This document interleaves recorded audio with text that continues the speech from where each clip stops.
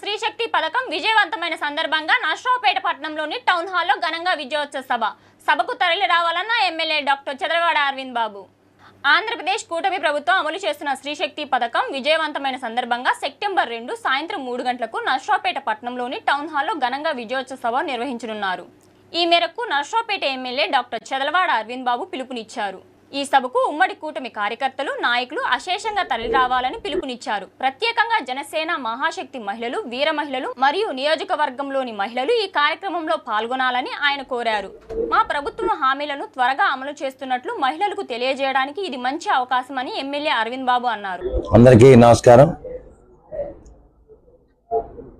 Telugu Desam party కుటుంబ సభ్యులకు, TDP, Janasena, BJP ఉమ్మడి కుటుంబ నాయకులకు, కార్యకర్తలకు, మహాశక్తి మహిళలకు, వీర మహిళలందరికీ కూడా మరి ధన్యవాదాలు తెలియజేస్తూ, ఇచ్చిన హామీలు నెరవేర్చినందుకు మనం అందరం కూడా కృతజ్ఞత తెలియజేయడానికి మరి సెప్టెంబర్ 2వ తేదీన సాయంత్రం 3 గంటలకు టౌన్ హాల్లో శ్రీశక్తి పథకం ఉచిత బస్సు ప్రయాణాన్ని ఆ కార్యక్రమాన్ని అక్కడ విజయవంతంగా చేయడానికి మహిళలందరూ కూడా ఈ కార్యక్రమానికి హాజరు కావాలి.